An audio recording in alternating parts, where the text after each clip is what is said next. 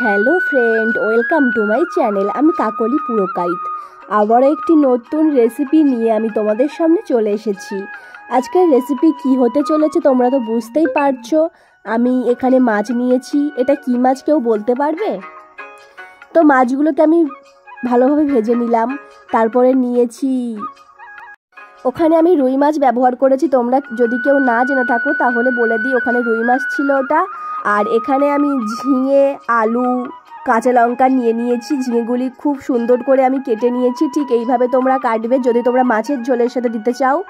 আর নিয়েছি আলু, আর গরম তেলে আমি পেঁয়াজগুলি ভালোভাবে লাল লাল করে ভেজে নিচ্ছি। তোমরাও এইভাবেই ভাজবে। আর আমার রেসিপিগুলি তোমাদের কেমন লাগছে অবশ্যই আমাকে কমেন্টে জানাবে।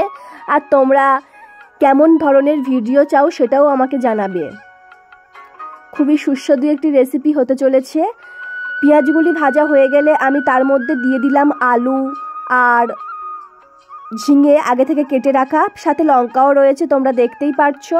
এবারে সুন্দরভাবে আমি এটা নাড়িয়ে নেব।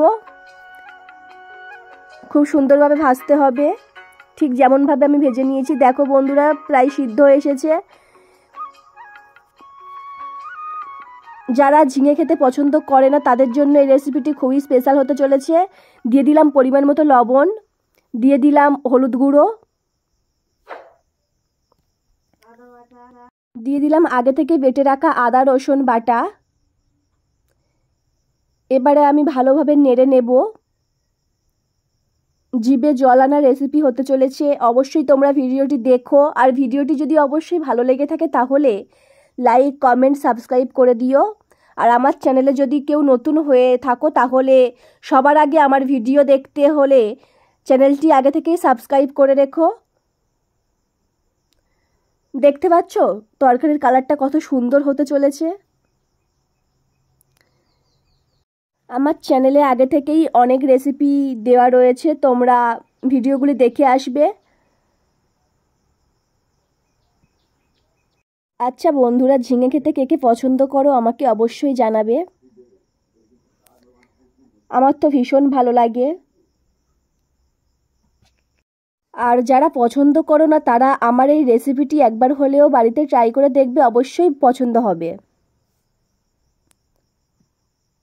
ভালোভাবে নেড়ে নিচ্ছি আমি, যাতে ভাজাটা ভালোভাবে হয়। জিভে জল আনা এক ধরনের রেসিপি, তোমরা অবশ্যই বাড়িতে করো। আর এটা সিদ্ধ হওয়ার জন্য আমি দিয়ে দিলাম জল। জল দিয়ে কিছুটা নেড়ে নিয়ে আমি এটাকে এবারে ঢাকা দিয়ে রেখে দেবো কিছুক্ষণের জন্য। 4-5 মিনিট ঢাকা দিয়ে রেখে দেবো আমি। আগে থেকেই আমি রুই মাছগুলো ভালোভাবে ভেজে রেখেছি, লাল লাল করে ভেজেছি, তোমরা দেখতেই পাচ্ছ। এবারে আমি এই তরকারিটা ফুটে উঠলে তার মধ্যে আমি এই মাছগুলি ফেলে দেব। খুবই সুস্বাদু রেসিপি, আবারও বলছি তোমরা একবার হলেও বাড়িতে ট্রাই করে দেখো। মাছগুলি ফেলে দিলাম, ফেলে দিয়ে আমি এবারে ভালোভাবে নেড়ে নেব। কারণ মাছগুলি আমি বেশিক্ষণ রাখবো না, কারণ মাছগুলি আগে থেকেই ভাজা ছিল। রুই মাছ খেতে কে কে পছন্দ করো আমাকে অবশ্যই জানাবে। আমাদের বাড়িতে তো রুই মাছ, কাটাপোনা এইসব তো হয়েই থাকে। এই দুটো মাছ আমার বেশি পছন্দ, তাই জন্য এই দুটি মাছই বেশি হয়। তোমরা দেখবে আমার ভিডিওতে গিয়ে এইসব ভিডিও অবশ্যই রয়েছে।